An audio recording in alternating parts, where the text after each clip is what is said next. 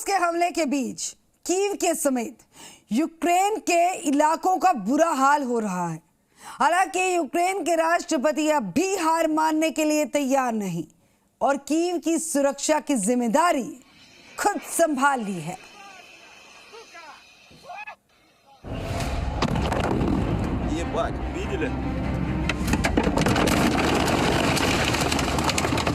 Putin की सेना लगातार यूक्रेन में आगे बढ़ रही है।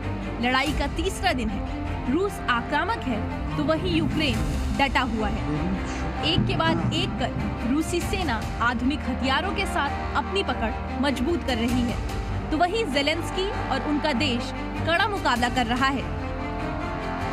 यूक्रेन के कई बड़े शहर युद्ध की आग में जल रहे हैं। ये तस्वीरें हैं खेरसोन की, जहां रूस ने एक गैस स्टेशन पर हमला कर दिया। इन तस्वीरों को खुद एक शख्स ने अपनी कार में से शूट किया।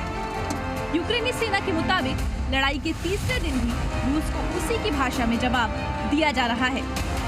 यूक्रेनी सेना के मुताबिक तीसरे दिन रूस के कई लड़ाकू विमान मार गिराए। इसके अलावा रूसी पैराट्रूपर से भरा एक IL-76 विमान भी यूक्रेन ने मार गिराया। यूक्रेन में सबसे भीषण लड़ाई इस वक्त राजधानी कीव में चल रही है, जहां रूस और यूक्रेन की सेना आमने सामने है। स्थानीय लोगों के हाथों में हथियार हैं। प्रशासन लोगों को अपनी सुरक्षा के लिए पेट्रोल बम बनाने को कह रहा है। साथ ही राष्ट्रपति ज़ेलेंस्की भी सेना का मनोबल बढ़ा रहे हैं। Всім добрий вечір. Лідер фракції тут, голова Офісу президента тут, прем'єр-міністр Шмигаль тут, Подоляк тут, президент тут. Всі ми тут, наші військові тут, громадяни суспільства тут, всі ми тут. Захищаємо нашу незалежність, нашу державу. І так буде й далі. Слава нашим захисникам, слава нашим захисницям. Слава Україні! ज़ेलेंस्की अभी भी कीव में मौजूद है। इसी बीच अमेरिका ने उनको सुरक्षित निकालने की पेशकश भी की, जिसे उन्होंने ठुकरा दिया। ज़ेलेंस्की ने अमेरिका का प्रस्ताव ये कहकर ठुकरा दिया कि उन्हें सवारी नहीं बल्कि हथियारों की जरूरत है। जहां एक तरफ रूस के खिलाफ अपनी सेना का मनोबल बढ़ाने के लिए ज़ेलेंस्की लगातार वीडियो संदेश जारी कर रहे हैं, तो वहीं पुतिन भी हमले के साथ साथ यूक्रेन की सेना को भड़काने का काम कर रहे हैं। पुतिन यूक्रेन की सेना को तख्ता पलट की सलाह दे रहे हैं। Теперь несколько важных, очень важных слов для тех, у кого может возникнуть соблазн со стороны вмешаться в происходящие события.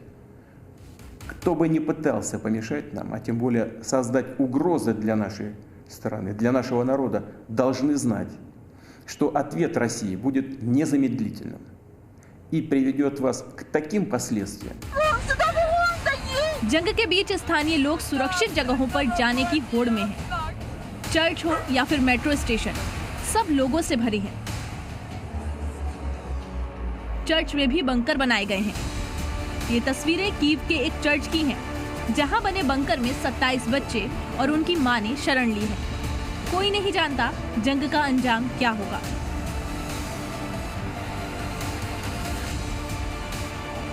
वहीं दूसरी तरफ रूस के इस कदम के बाद कई देश रूस पर प्रतिबंध लगाकर रोकने की कोशिशों में लगे हैं, लेकिन क्या पुतिन किसी के सुनेंगे, ये एक बड़ा सवाल है। ब्यूरो रिपोर्ट, जी मीडिया।